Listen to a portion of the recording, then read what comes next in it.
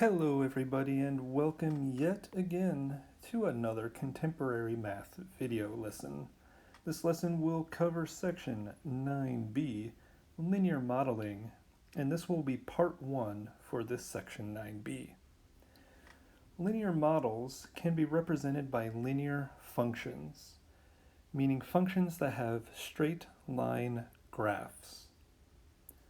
So for our first example to sort of ease into this, during a storm, the rain falls steadily and stops after 6 hours. The independent variable is time. The dependent variable is rainfall. And the units we would use here would be hours and inches. So you can see here a little picture of what a rain gauge looks like, and as time passes, the rain gauge will fill up with water, letting you know about how many inches of rain fell within that specific amount of time. So the graph shows the rain depth measures during the storm. There was an increase of 1 inch per every hour.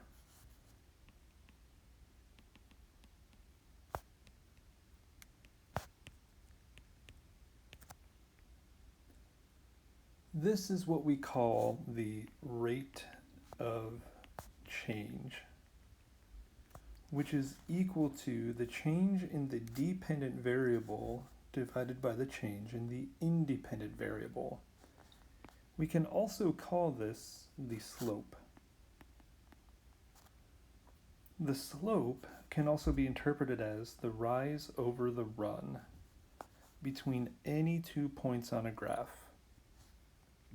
And a linear function has a constant rate of change and a straight line graph. So this particular graph is a straight line. You can line up a ruler right next to it on your computer screen or phone or wherever you're watching this, and it'll line up perfectly with your ruler. So the slope of the line is the amount the water rises divided by the amount it runs, the time runs. So the water would rise 1 inch for the amount of time of 1 hour. 1 inch divided by 1 hour would be 1 inch per hour. As I scroll down to the next section, we are going to compare slopes of graphs. So what we will say here is the greater the rate of change, the steeper the graph.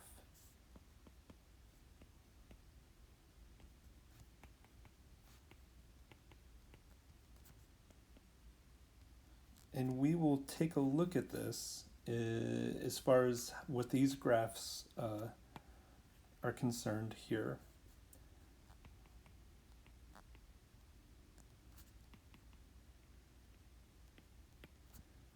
So in order to find the slope between 2 points, you want to make sure you pick 2 very nice points.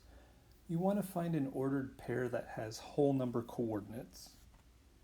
So for example, this ordered pair, the ordered pair for this point would be 0, 0, and the ordered pair for this point would be 4, 1.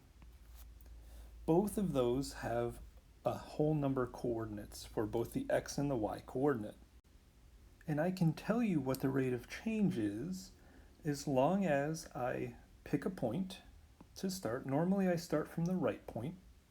So I'm going to start at 0, 0, and then rise, because in our fraction that we just talked about, it's just off screen here. The rise will go over the run. So I'm going to rise and then run, which means that I'm trying to travel from this point to this point by only moving vertically or horizontally. And that's it. That's all we can do. So I can move up 1 unit. So my rise here would be 1.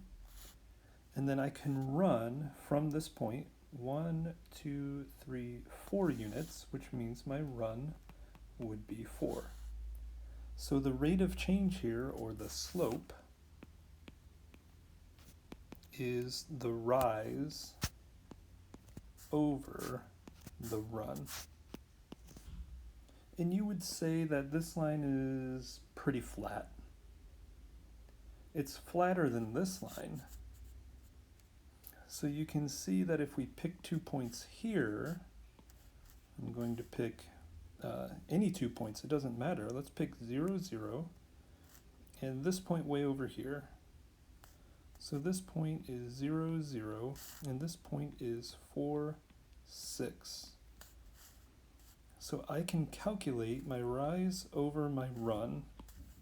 And again, I tend to start from the left point. From the left point. 1, 2, 3, 4, 5, 6. So my rise here is 6. And my run then, moving horizontally, 1, 2, 3, 4. So the slope here, which I'm going to start representing with the letter M, because that's what letter represents slope, would be rise over run. But if you can simplify it, you should. This would be 3 over 2 for the slope. Now I could have picked 2 different points for this example. Maybe I could have picked this point here, which would be 2, 3, and this point here, 4, 6, or maybe 0, 0, and 2, 3.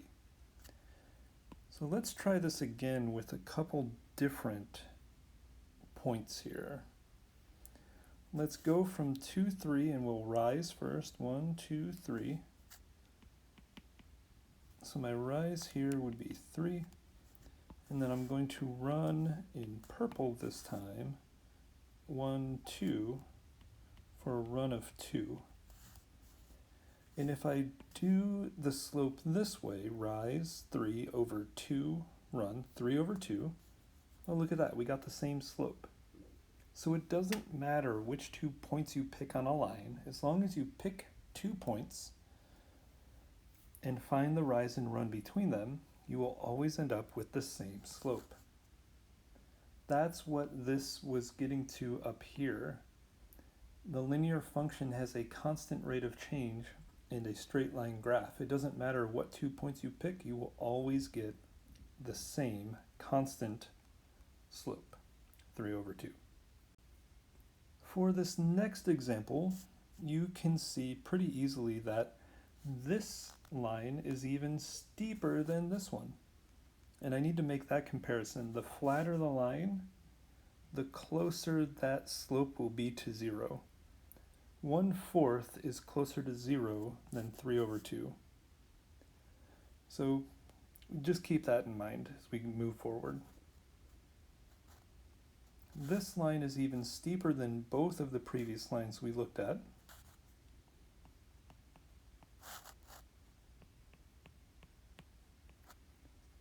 And I would expect then the slope for this line to be greater than the slope for this line. Now I'm going to break character here just for a few moments and do something a little bit different. Before, on these 2 examples, I was starting at the left point and moving to the right. I was starting at the left point and moving to the right. For this particular example, I will be starting at the right point and moving left.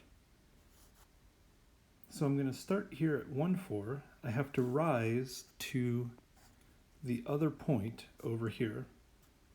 But in this case, the rise will be down instead of up.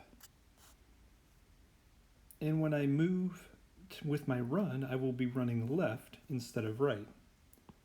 Well, moving down is still a y direction, so we would say it's a rise, but it is a negative movement in the y direction.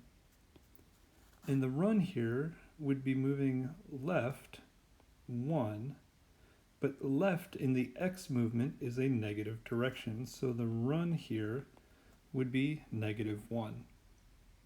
And we can still divide these. That's the amazing thing. We can still divide these.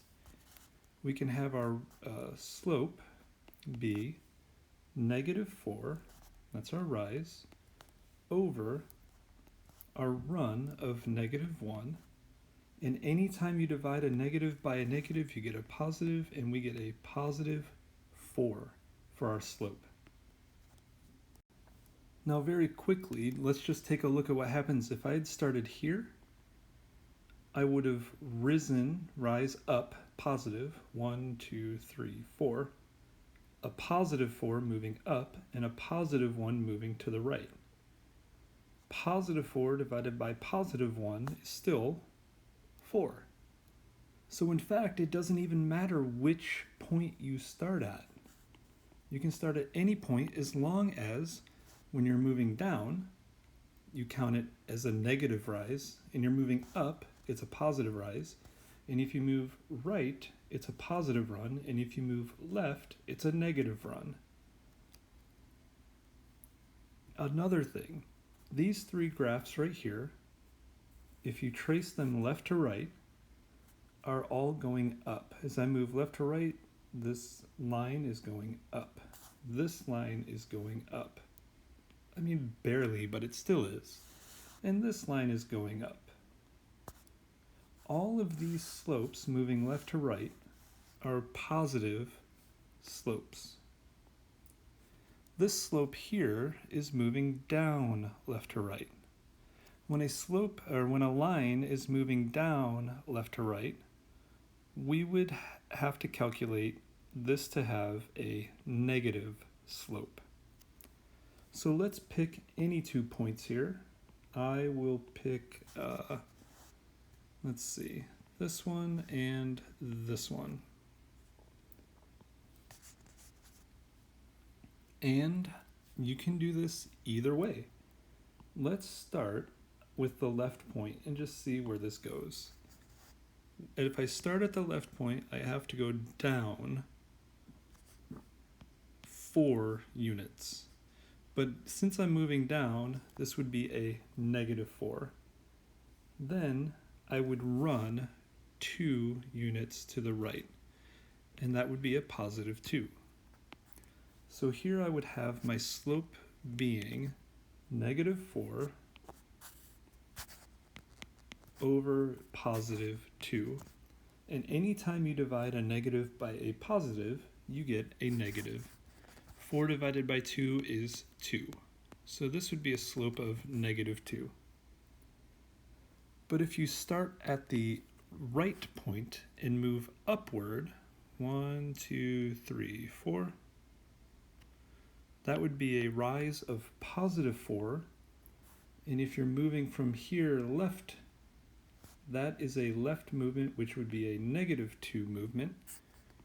So it's similar but different. The slope here would be a rise of 4 over -2. And anytime you divide a positive by a negative, which sounds similar but is just a little bit different from this one, you still get a negative answer. It would be -2. On this slide, we're going to take a little deeper look into how slopes work and how we can describe them. So for this graph, you can see that our independent variable at first is jumping by 2 units down here, and that is time in years. And that our dependent variable listed along the y-axis is the population growth in thousands. So this number would represent 20,000, 40,000, 60,000, 80,000, so on. So one thing we can do is describe the function shown on the graph. What this tells us is that the population increases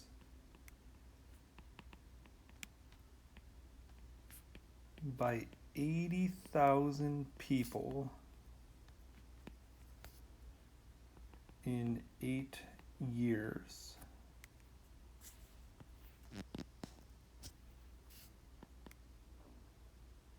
That was not much better. That's all right. Then we are asked to find the slope of this line. And you can tell that this will have a slope because this is a straight line. So again, from the previous slide, we can pick any 2 points we like. So I'm going to pick this one, and let's pick this one.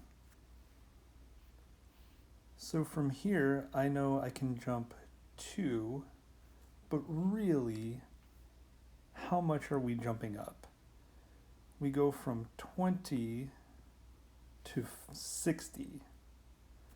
But really even more than that. We don't go from 20 to 60. We go from 20,000 to 60,000. So this is a jump of 40,000, not just 2. So when we run here, we run 1, 2. But really, how far are we running? If we start here at 2 and we move to the right 2 spaces, we end up at 6. So we don't just run 2, we run 4. So it is very important to keep track of the units over here. So in order to find the slope then, we can find the slope being 40,000 divided by 4. And let's include the units here. This is 40,000 people, and this is 4 years. So when we simplify this fraction, we can divide the top number and the bottom number by 4, giving us a slope of 10,000. But we keep these units as part of our slope. People per year.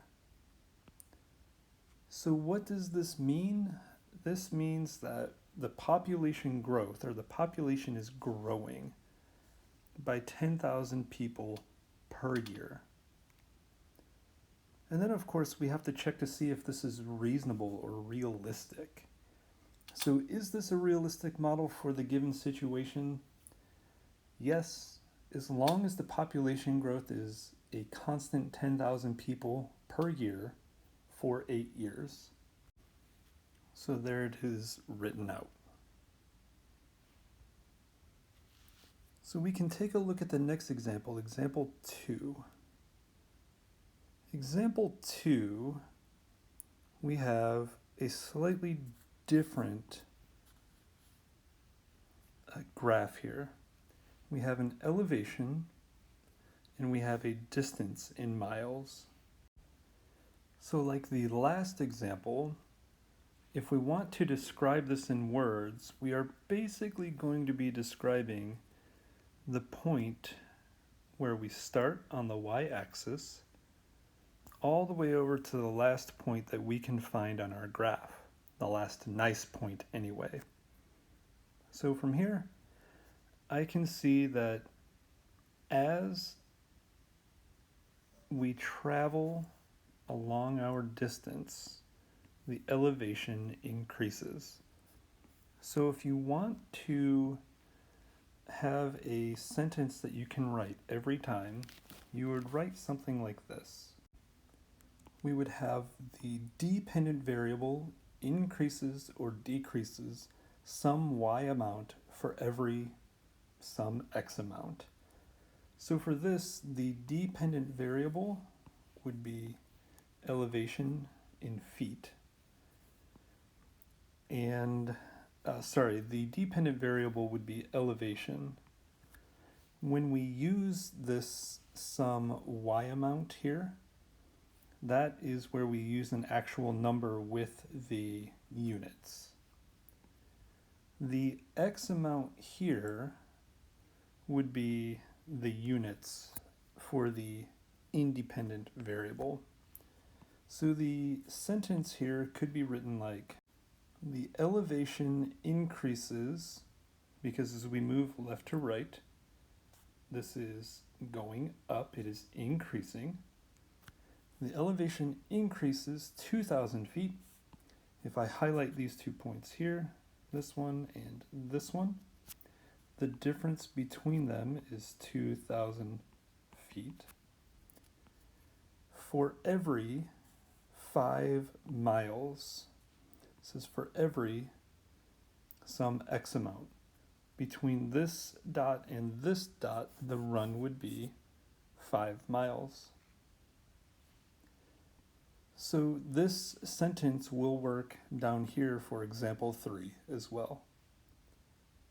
Find the slope of the graph and express it as a rate of change, including the units. So we know that we have 2,000 feet all over 5 miles. This means if we perform this division, we will get 400 feet per mile. And lastly, is this a realistic model for the given situation? And the answer is yes, this is reasonable. It's not necessarily realistic, but it is reasonable because the elevation can change. Or if you've ever walked up a mountain or a hill, you know, it can flatten out for a little bit and then keep increasing after that. So while it may not be exact, it is reasonable. And the same thing could be said about the population up there. The population may not grow exactly 10,000 people per year, but it is reasonable to assume that the population could grow about that many people per year.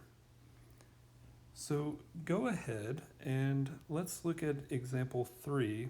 And by let's, I mean you look at example 3 and just see what you can come up with in your words. Describe the function shown on the graph, find the slope, and is this a realistic model?